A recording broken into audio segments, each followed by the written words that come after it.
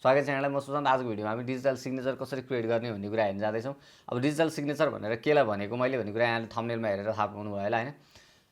यसको easiest way भनेको चाहिँ हामीसँग ड्रइङ ट्याब्लेट छ, ड्रइङ पेन छ भने हामीले इजिएस्ट वेबाट हामीले डाइरेक्ट क्रिएट गर्न सक्छौँ, काम नै सकिहाल्यो। तर प्रायः जसो हामीसँग यो हुँदैन र हामीलाई चाहिरहेको हुन्छ हैन, मेनली वाटरमार्कको लागि। इजिएस्ट वे हामीले कसरी गर्न सक्छौँ त भन्दाखेरि सुरुमा हामीलाई एउटा चाहिन्छ एउटा व्हाइट पेपर हैन। व्हाइट पेपरमा अनि हामीले एउटा पेनले हाम्रो सिग्नेचर गर्नु पर्यो। पेनले युज गर्दाखेरि जेल पेन युज गर्नुस्। अझ यहाँहरूले सक्नुहुन्छ भने बेस्ट रिजल्टको लागि, वाटरमार्कको लागि चाहिँ बेस्ट रिजल्टको लागि चाहिँ यहाँले एउटा पेन मार्कर भनेर पाउँछ, मार्कर छ सानो खालको, त्यो युज गर्नु भने एकदमै बेस्ट रिजल्ट आउँछ मेरो लागि। अब यहाँहरूलाई कस्तो मनपर्छ भन्ने कुरा हो हैन। सो मैले अब यहाँनिर एउटा केही लेखेँ,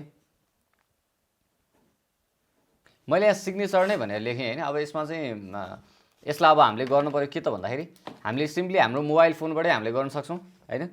यसलाई स्ट्रेट राखेर फोटो खिच्न पर्यो। यहाँहरूसँग यदि स्क्यानर छ भने यहाँहरूलाई अझै सजिलो हुन्छ। फोटो खिच्दा सकेसम्म स्ट्रेट खिच्नु होला हैन। यसको अलिकति डिस्टोर्सन आयो, हामीले अलिकति साइडबाट खिच्यौँ भने चाहिँ त्यसमा के प्रब्लम हुन्छ भने सिग्नेचर एकतिर ठुलो एकतिर सानो जस्तो हुन्छ। अब हाम्रो अर्को काम भनेको यसलाई हामीले हाम्रो कम्प्युटरमा ट्रान्सफर गर्नु पर्यो। फोटोलाई मैले कम्प्युटरमा ट्रान्सफर गरिसकेको छु। अब हाम्रो फोटोसप ओपन छ, कन्ट्रोल ओ गरेर हामीले अघि डाउनलोड गरेको हाम्रो सिग्नेचरलाई ओपन गरौँ। अब यसलाई हामीले सबभन्दा सुरुमा के गर्न सक्छौँ भन्दाखेरि इमेज मोड ग्रे स्केल, त्यसपछि कन्ट्रोल एल थिच्न सक्नुहुन्छ यहाँले। त्यसपछि हाम्रो यो ब्ल्याक पोइन्टलाई ब्ल्याक र व्हाइट पोइन्टलाई व्हाइट गर्न सक्छौँ हामीले यसलाई सारेर यसरी हैन।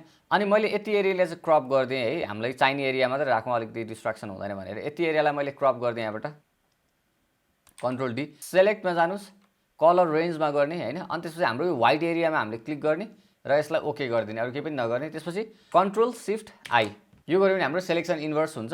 त्यसपछि अब हाम्रो कन्ट्रोल सिफ्ट एन गरेर नयाँ लेयरमा जाने हो। त्यसपछि alt back space control D डिसेलेक्सनको लागि मैले तलको लेयर डिलिट गरिदिएँ भने अब हामीसँग बाँकी रह्यो हाम्रो सिग्नेचर मात्र। व्हाइट कलरको छ त्यही भएर देखिएन। म एउटा फोटो ओपन गर्छु, राखेँ हेरौँ यसलाई हैन। जस्तो एउटा फोटो यहाँ ओपन भइरहेको छ, मैले यही फोटोमा देखाउँछु यहाँलाई। हाम्रो सिग्नेचर यहाँनिर छ। मैले यसलाई क्लिक एन्ड ड्र्याग गरेर हामीले यसलाई क्लिक एन्ड ड्र्याग गरेर यसरी यहाँ पेस्ट गर्न सक्छौँ। अब यसरी हामीले कन्ट्रोल टी ट्रान्सफर गर्न सक्छौँ हैन। यसरी हामीले आफूलाई चाहेको कुनै पनि ठाउँमा हामीले यसरी राख्न सक्छौँ। अब यहाँहरूले यसको कलर चेन्ज गर्नु पऱ्यो भने यो लेयरको राइट साइडमा डबल ट्याप गर्नुहोस्, एउटा लेयर स्टाइलको प्यानल खुल्छ। त्यसपछि कलर ओभरले यहाँबाट हामीले आफूलाई इच्छा लागेको कुनै पनि कलर यसरी सेलेक्ट गर्न सक्छौँ। अब अहिलेको केसमा हाम्रो व्हाइट नै राम्रो देखिरहेको छ।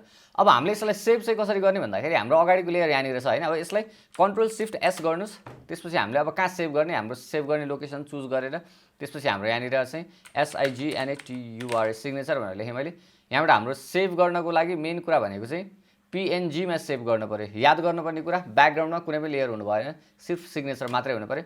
सेभ गर्नु भएपछि अब यहाँहरूले कुनै पनि बेलामा यसलाई कतै पनि तानेर युज गर्न सक्नुहुन्छ। लाइटरुममा पनि युज गर्न सक्नुहुन्छ। लाइटरुममा हाम्रो 50-100 अथवा धेरै फोटो छ भने एकैचोटि वाटरमार्क कसरी राख्ने भनेको भिडियो पब्लिस गरिसकेको छु।